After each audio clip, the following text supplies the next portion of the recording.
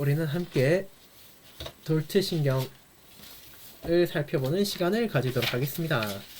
먼저 우리가 지난주에 보았던 제5항 불신앙의 원인, 믿음의 원천 유인물의 뒤쪽에 나와 있는 질문들을 펼쳐주시기 바랍니다.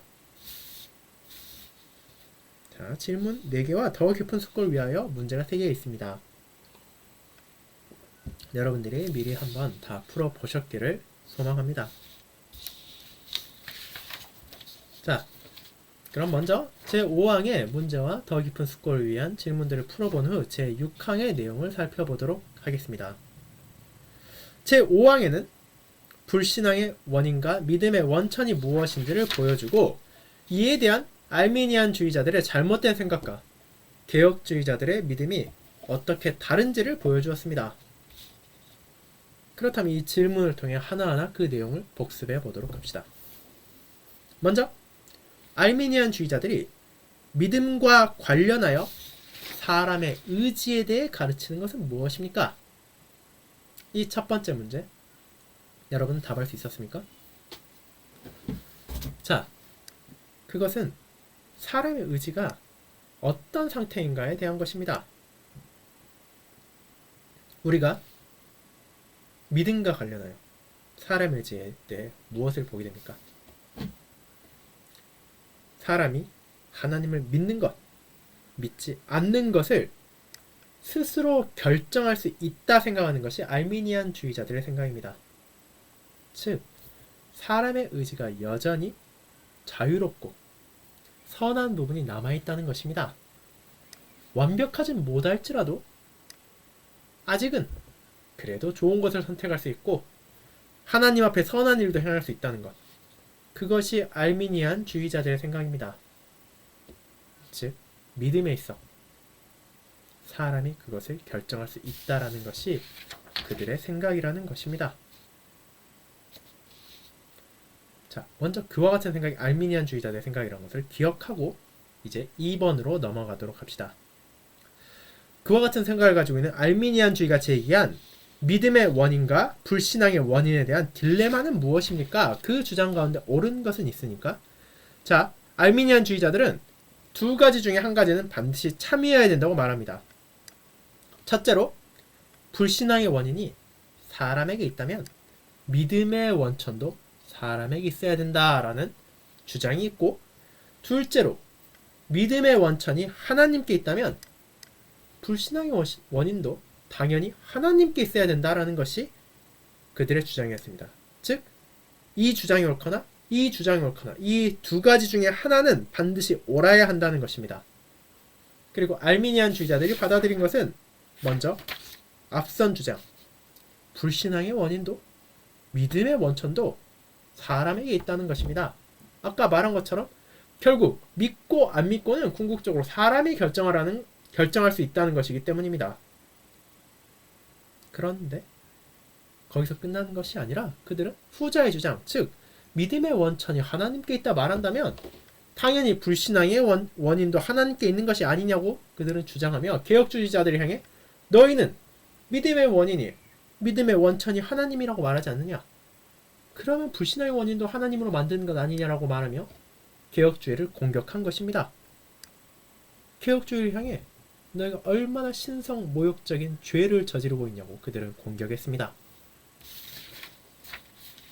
자, 그런데 그것이 옳습니까? 그 두 가지다. 옳지 않습니다. 우리가 돌트신경 첫째 교례 제5항을 읽어보면 그것이 분명히 나타납니다. 제5항을 한번 천천히 살펴보도록 합시다. 제가 다시 한번 읽어보겠습니다. 제5항의 내용을. 다른 모든 죄들과 마찬가지로 불신앙에 대한 원인 또는 죄책도 결코 하나님께 있는 것이 아니라 오히려 사람에게 있습니다. 즉, 불신앙에 대한 원인은 사람에게 있다는 것입니다. 그러나 예수 그리스도에 대한 믿음과 그분으로 말미암은 구원은 하나님의 은혜의 선물입니다.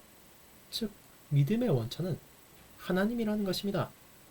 이는 다음에 기록된 말씀과 같습니다. 너희가 그 은혜를 인하여 믿음으로 말미암아 구원을 얻었으니 이것이 너희 자신의 행위가 아니요 하나님의 선물이라. 에베소서 2장 8절. 그리스도를 위하여 너희에게 하나님을 믿는 은혜를 주셨다. 빌립보서 1장 29절입니다. 즉 불신앙의 원인은 사람에게 있지만 믿음의 원천은 하나님께 있다는 것입니다. 자, 이 점이 이해하기 어려우시다면 이어지는 돌투신경 내용들을 통해 천천히 또 살펴보도록 하겠습니다. 자, 그럼 3번을 보도록 하겠습니다. 성경을 통해 믿음의 원천이 사람에게 있지 않다는 것을 증거해 보십시오. 첫 번째 쪽 제일 마지막 부분에 이건 나와 있습니다. 믿음의 원천은 사람에게 있지 않습니다. 사람의 본성은 전적으로 타락했기 때문입니다. 그리고 이는 로마 3장 11절 12절을 통해 증거됩니다. 깨닫는 자도 없고 하나님을 찾는 자도 없고 다 치우쳐 함께 무익하게 되고 선을 행한 자는 없나니 하나도 없도다. 하나님께서 먼저 은혜를 베풀지 않으신다면, 하나님께서 그들을 돌보지 않으신다면 그 누구도 먼저 하나님께 나올 수 없습니다. 그리스도를 믿을 수도 없습니다. 믿음은 알미니안 주의자들의 생각처럼 사람이 자신의 자유의지로 택하고 택하지 않을 수 있는 것이 아니라 그 믿음의 원천은 오직 하나님뿐이시기 때문입니다. 자, 그렇기에 우리는 이를 통해 믿음의 원천은 하나님이라는 것을 고백합니다. 그렇다면 이제 이어지는 4번으로 우리는 내용을 보게 됩니다. 아니, 믿음의 원천 하나님이라면 불신앙의 원인도 그럼 하나님 아니냐라는 생각이 바로 그것입니다. 하나님의 주권적인 선택이 하나님께서 복음을 거부한 자들의 불신앙의 원인이라는 의미입니까? 그렇지 않다면 그 이유는 무엇입니까? 이 부분은 5항에서만 다루어지는 것이 아니라 계속해서 다루어질 것입니다. 믿음의 원인, 믿음의 원천과 불신앙의 원인은 여기서 끝나는 것이 아닙니다. 이에 대한 논의는 돌투신경 첫째 교량에서 계속해서 나타납니다. 그러니 지금 한순간에 이해가 어렵다고 하더라도 포기하지 마시고 계속해서 수요 모임을 통해 이 내용을 확인해 주시기 바랍니다. 자, 하나님께서 복음을 거부한 자들 불신앙의 원인이십니까?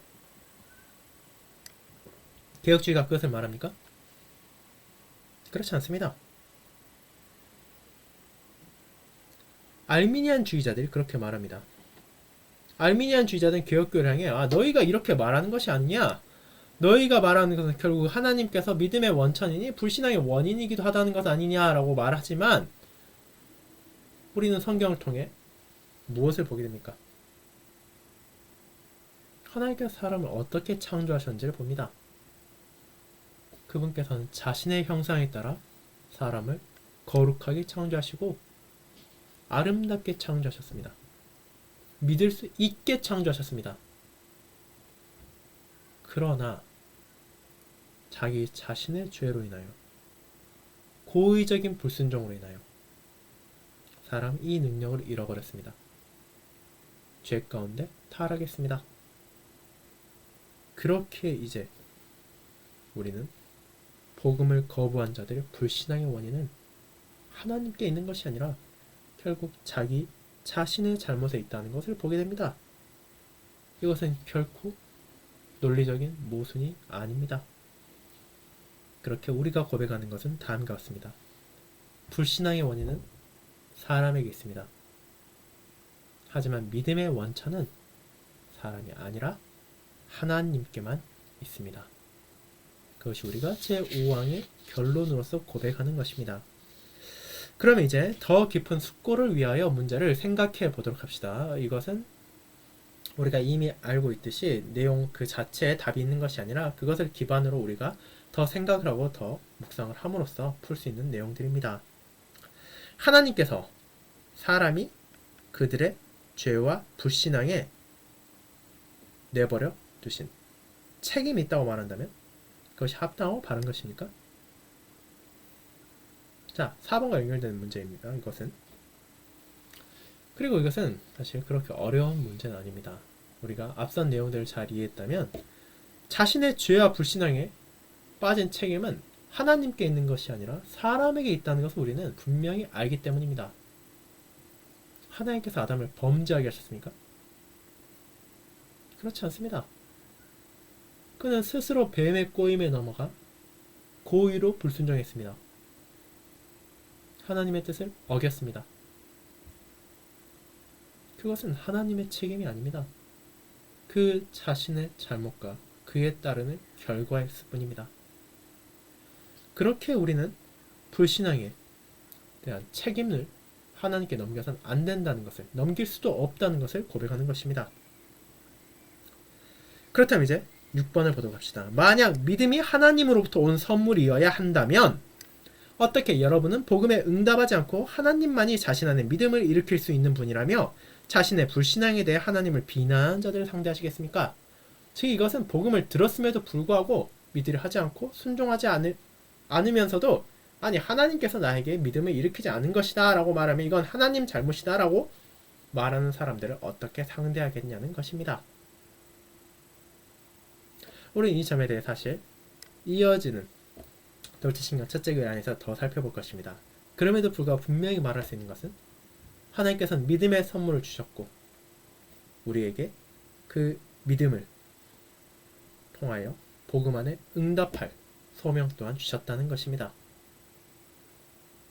그렇게 지금 이런 사람과 같이 아니 하나님이 내게 믿음을 일으켜주지 않았다라고 말하며 복음을 듣기를 거부하는 사람은 자신의 불신앙의 원인을 하나님께 돌리는 것입니다. 결국 자기 자신의 잘못을, 자기 자신의 어리석음과 죄악을 하나님을 핑계대며 외면하는 것뿐이라는 것입니다. 그것은 자신의 잘못입니다. 사람의 잘못입니다. 그것을 우리는 잊지 말아야 합니다. 그리고 이제 7번 문제를 보게 됩니다. 믿음이 하나님의 선물이라는 것을 읽을 때 여러분은 무엇을 느낍니까? 믿음이 하나님의 선물입니다. 그것은 우리에게 어떤 감정을 일으킵니까? 하나님의 선하신 기쁨에 그분의 선하신 뜻에 감사할 수밖에 없게 합니다. 이 믿음이 나의 무언가를 통하여 얻은 획득한 소유가 아니라 하나님께서 나에게 선물로 주신다는 것을 알게 된다는 것은 그 믿음이 분명하다는 것을 깨닫게 하고 흔들리지 않는다는 것을 알게 하며 하나님의 은혜의 선물이라는 것을 고백하게 합니다. 그렇게 우리가 이것을 알면 알수록 자연스럽게 하나님을 향해 더욱더 감사와 찬양을 이어갈 수밖에 없습니다. 그것이 믿음이 하나님의 선물이라는 것을 읽을 때 우리가 가질 수 있는 감정입니다. 자, 여기까지가 제5항 불신앙의 원인, 믿음의 원천에 대한 내용들이었습니다. 또 이를 통해 또 지난 시간 우리가 함께 나눴던 것을 잘 기억하시길 바랍니다. 자, 그럼 오늘은 제6항 하나님의 영원한 작정에 대한 부분입니다.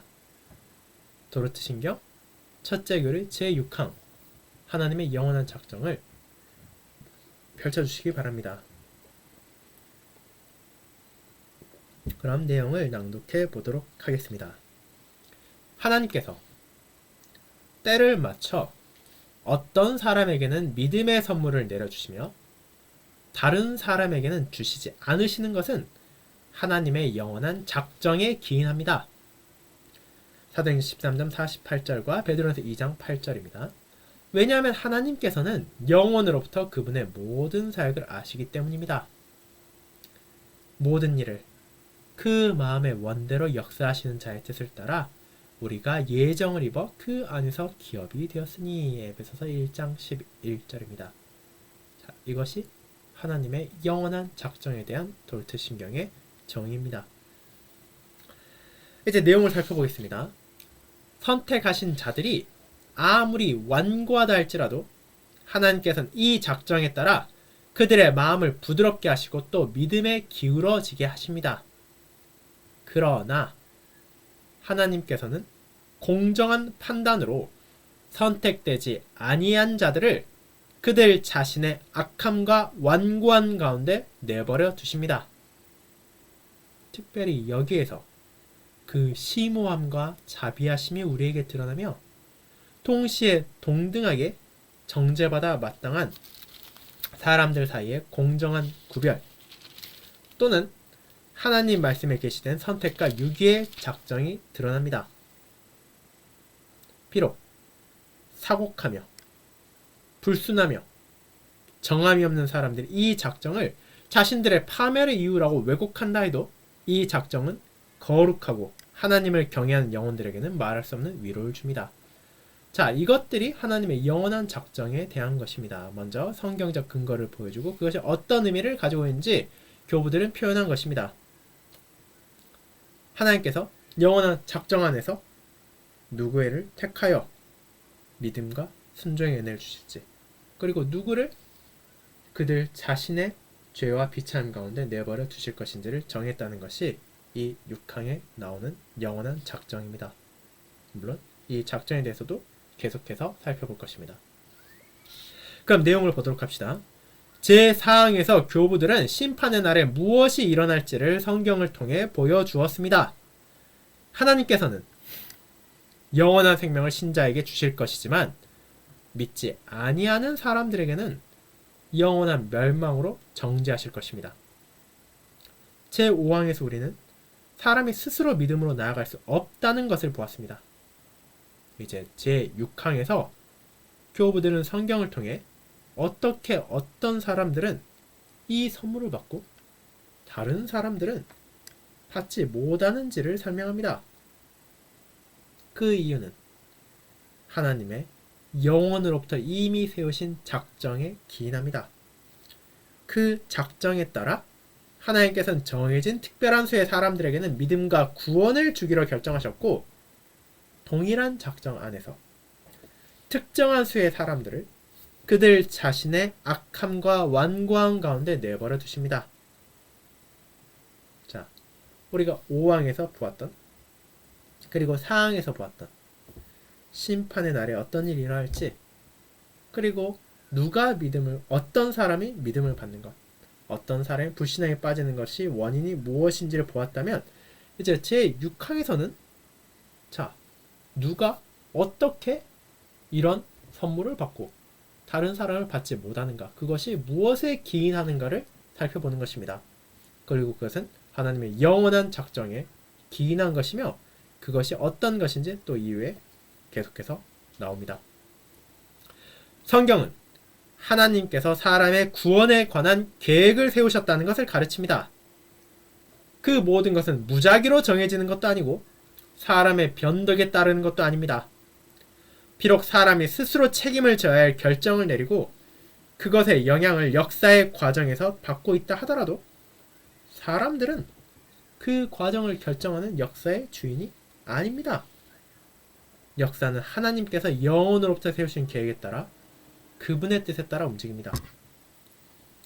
하나님의 계획은 단순히 사람이 자유의지로 무엇을 할 것인지에 대해 미리 아심에 기반하는 것이 아니라 그분의 주권적인 의지와 선하신 기쁨에 기초를 두고 만들어집니다. 그분의 영원하고 주권적인 작정으로 하나님께서는 모든 역사를 다스리시고 인도하십니다.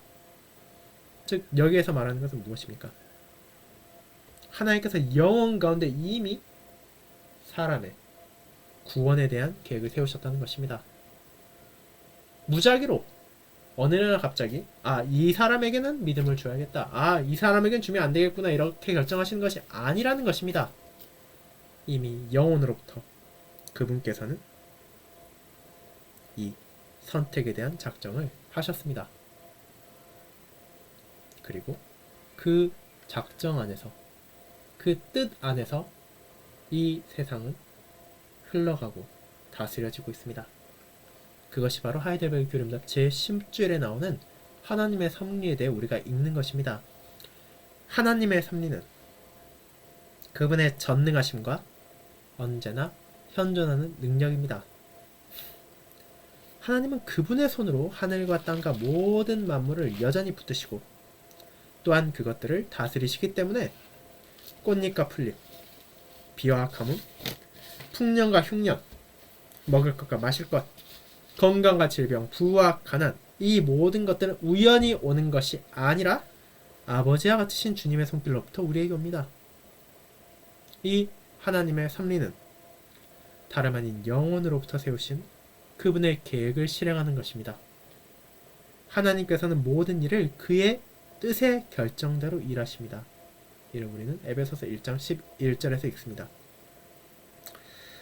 하나님의 영원한 계획은 그분께서 믿음의 선물을 내려주시는 것과 불신앙에 내버려 두는 것도 포함하고 있습니다. 세상이 만들어지기 전 하나님께서는 자신이 구원할 이들을 택하셨습니다. 그리고 시간 안에서 그분께서는 선택된 자들에게 믿음의 선물을 내려주십니다. 세상이 만들어지기 전 하나님께서는 그들 자신의 불신앙에 내버려 두실 자들을 택하셨습니다. 시간 안에서 그분께서는 그들에게 믿음의 선물을 주지 않으셨습니다. 그러므로 모든 그리고 오직 하나님께서 구원하기로 택하신 자들만이 복음을 들었을 때 믿음으로 나옵니다. 이는 사도행전 13장 48절을 참조할 수 있습니다. 사도행전 13장 48절을 제가 읽어보도록 하겠습니다. 사도행전 13장 48절은 다음과 같습니다. 이방인들이 듣고 기뻐하여 하나님의 말씀을 찬송하며 영생을 주시기로 작정된 자는 다 믿더라 라는 것입니다. 그리고 하나님께서 택하지 않은 모든 자들은 그분의 영원한 작정에 따라 복음에 걸려 넘어질 것입니다. 이는 베드로전서 2장 8절을 참조할 수 있습니다. 이는 다음과 같습니다. 또한 부딪히는 돌과 걸려 넘어지게 하는 바위가 되었다 하였느니라. 그들이 말씀을 순종하지 아니함으로 넘어지나니 이는 그들을 이렇게 정하신 것이라. 이 항의 이면에 있는 것, 즉 이 항의 뒤편에 있는 것은 하나님께서 역사를 다스리신다는 사실에 대한 알미니안주의자들의 거부입니다. 그들은 하나님께서 특별한 사건, 특별히 자연 영역에서 무언가가 일어나는 것에 역할을 가지신다는 것을 이해하고 있습니다. 그러나 하나님이 아니라 사람이 자신의 삶을 움직이는 결정을 내립니다. 하나님이 아니라 사람이 자신이 믿을 것인지 혹은 믿지 않을 것인지를 결정합니다. 하나님께서는 영원으로부터 사람의 선택을 이미 정하셨지만 이 결정은 사람이 무엇을 결정한 것인지에 대한 미리 아심에 온전히 기반을 둔 것입니다. 알미니안주의자들은 하나님의 행동이 사람의 행동에 의존한다고 믿는 것입니다. 결국 하나님이 아니라 사람이 역사를 다스립니다. 성경은 다르게 가르칩니다. 하나님께서는 우리의 삶을 다스리시고 우리의 믿음에 대해서도 마찬가지입니다. 그분께서는 영원으로부터 믿음을 줄 사람들을 선택하시고 모든 것은 그분의 영원한 작정에 따라 성취되었습니다. 그분의 영원한 계획에 따라 하나님께서 택한 자들은 분명 믿음으로 나아올 것이고 구원받을 것입니다. 제4항에서 제6항까지를 통해 우리는 이와 같은 사건의 도표를 그릴 수 있습니다. 제4항은 마지막 날에 어떻게 하나님께서 사람을 심판하시는가, 즉 누구를 구원하시 누구를 정죄할 것인가 라는 것이라면 이 제4항은 제5항에 기반을 두고 있습니다. 제5항은 시간 안에서 사람이 시간 안에서 무엇을 하는가, 즉 그리스도를 구주로 받아들이는가 혹은 거부하는가를 보여주고 이 제5항은 이 제6항 영원 안에서 기반을 두고 있습니다. 즉 하나님께서 영원으로부터 무엇을 결정하셨는가, 즉 하나님의 택하심과 유기하심에 대해 우리는 보게 됩니다. 즉 제4항, 5항, 6항의 기반은 오히려 역순이라는 것입니다. 제6항에 기반을 두어 제5항이 나타나고 제5항에 기반하여 제4항의 결과가 찾아온다는 것입니다. 하나님께서 영원으로 택한 자들이 시간 안에서 그분을 믿고 그분께 순종하며 그런 자들을 하나님께서는 마지막 날 구원하실 것입니다. 즉 구원에 있어 사람의 능력이 아니라 하나님의 작정 안에서 주어지는 것이라는 것을 우리는 보게 된다는 것입니다. 이것은 알미니안주의자의 생각을 반대하는 것입니다. 우리가 이미 앞선 문제를 통해 보았듯이 그들은 믿음이 사람의 선택이라 결정합니다. 즉, 사람이 여전히 선한 의지가 있고 충분한 능력이 있게 스스로 믿을 수 있을지, 믿지 않을지를 결정할 수 있다는 것을 기반으로 두고 그들의 모든 생각들은 이어집니다. 하지만 성경은 다르게 가르친다는 것입니다. 하나님만이 우리의 삶을 다스리시고 우리의 믿음에 있어서도 그분이 주권자라는 것을 우리에게 알려줍니다. 그렇게 이 사실을 잘 기억하며 이어지는 질문들 그리고 더 깊은 숙고를 위하여 문제들을 하나하나 풀어보시기 바랍니다. 그리고 우리는 다음 시간에 이에 대해 다시 한번 살펴볼 예정입니다. 그럼 오늘 우리가 함께 배운 하나님의 영원한 작정을 또 기억하며 그에 감사하고 또 한 주를 보내시기 바랍니다. 이제 주님께서 우리에게 가르쳐주신 기도를 통해 오늘 모임을 마치도록 하겠습니다. 다 함께 주님께서 가르쳐주신 기도를 드리도록 하겠습니다. 하늘에 계신 우리 아버지여, 이름이 거룩히 여김을 받으시오며 나라가 임하옵시며 뜻이 하늘에서 이룬 것 같이 땅에서도 이루어지이다. 오늘날 우리에게 일용할 양식을 주옵시고 우리가 우리에게 죄 지은 자를 사하여 준 것 같이 우리 죄를 사하여 주옵시고 우리를 시험에 들게 하지 마옵시고 다만 악에서 구하옵소서. 대개 나라와 권세와 영광이 아버지께 영원히 있사옵나이다. 아멘. 오늘 수요 모임 함께 해주신 모든 성도님들께 감사합니다. 또 이번 한 주의 남은 나날도 크고 두려우시지만 신실하시며 긍휼하신 하나님 안에서 위로와 기쁨, 소망을 가지며 보내시고 또 주일에 함께 교회에서 뵙기를 바라겠습니다. 함께 해주셔서 감사합니다.